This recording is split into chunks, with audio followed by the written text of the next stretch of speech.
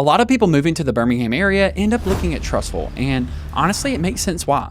You've got highly rated schools, newer homes, and it feels like everything you need is right here. But what most people don't realize until they start seriously considering it is that Trussville comes with a few trade-offs that don't usually show up on the surface. So in this video, I'm going to walk you through 5 things you need to know before making a move to Trussville, Alabama. And a couple of these are things that buyers only figure out after they've already moved. I'm Zach, your friend in real estate, and I help people just like you relocate to the Birmingham area every single week. So let's figure out if Trussville is a good fit for you. The number one reason people move to Trussville is simple: the schools.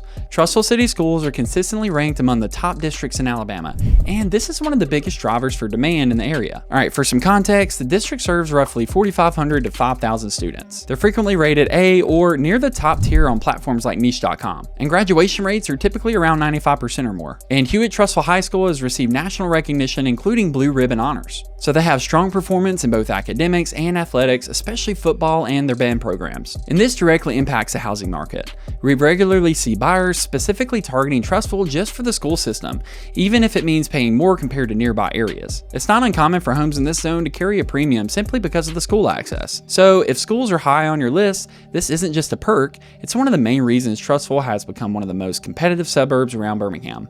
All right, the second thing is home prices are higher than most expect. As of recently, the median home price in Trussville is sitting roughly in the mid 300s to low 400s, and a lot of newer construction is pushing well beyond that depending on the size and location. But where this really shows up is in the price per square foot. In Trussville, you'll typically see homes trading somewhere in the range of about $160 to $190 per square foot, depending on age, updates, and the neighborhood. Now compare that to other areas in Birmingham. The overall Birmingham metro average is closer to $100 to $110 per square foot, and areas like Vestavia Hills are often more than $195 per square foot. And Homewood can push even higher, around $250 or more per square foot. So what that tells you is Trussville sits in that middle to upper tier, not the most expensive, but definitely above average. And there's a reason for that. What you're paying for is access to the school system, newer homes and larger layouts, continued growth and development. So while it's still more affordable than places like Vestavia or Homewood, you're absolutely paying a premium compared to most of the Birmingham metro. And this is where a lot of buyers have to reset expectations, because Trussville is no longer the value play, it's more of a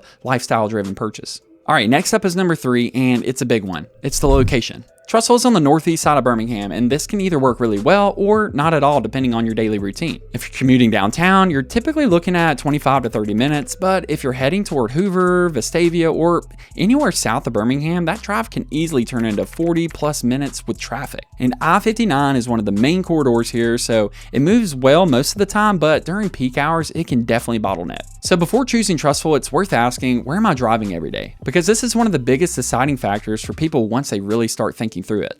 Number 4. Now, this next one is something you'll notice pretty quickly if you spend any time in Trussville, and that's how fast it's growing. And we're not just talking about housing, but retail development as well. On the residential side, you're seeing continued expansion with newer communities and build opportunities, especially around areas like Deerfoot Parkway and Husky Parkway, where there's still room for growth. And the builders are still actively developing land and adding new phases, so this is not a fully built out suburb yet. And Deerfoot Parkway in particular is becoming a major focus. So you're not just buying into Trussville today, you're buying into what it's going to become. Now on the retail and lifestyle side, this is where things have really changed. Downtown Trussville has been completely reworked into what's known as the entertainment district. And this has become a central hub for the area. I mean, you got places like Ferris Artisan Ales, Rodney Scott's Barbecue, Half Shell Oyster House, Hero Donuts, Pinch Cut Pies, all within a walkable setup that's intentionally designed to bring people together. And then on top of that, you've got the Pinnacle, which is one of the main retail centers in the area with national stores, restaurants, and everyday shopping all in one place. So between the established retail like the Pinnacle, the newer entertainment district, and ongoing expansion along Deerfoot Parkway, you've got multiple layers of growth happening at the same time. But here's the trade-off, and this is important. With all growth comes more traffic, especially near I-59 and the main retail areas. Ongoing construction depending on where you are, and a busier overall feel than some can expect. So for some people, this feels like opportunity, and for others, it can feel like it's getting crowded faster than expected. All right, number 5. So we're gonna get real. No area is perfect, and Trussville has a few trade-offs that really come down to what matters most for you. Price point, the upside here is you're buying into a high demand area with strong schools and continued growth, which helps support long-term value. The downside is you're gonna pay more to get in here compared to a lot of nearby suburbs. Growth and development. The upside is new restaurants, new retail, and more amenities continuing to come in, which makes the area more convenient and keeps it moving forward. The downside is more traffic, more congestion, and a busier feel than what some people expect when they first start looking here. Price range and flexibility. The upside is a lot of homes here are newer, well kept, and built for what buyers want today. The downside is if you're trying to get in at a lower price point or you want a wide range of rental options, this can be a tougher area to make that work. So none of these are deal breakers, but they just depend on what matters most to you.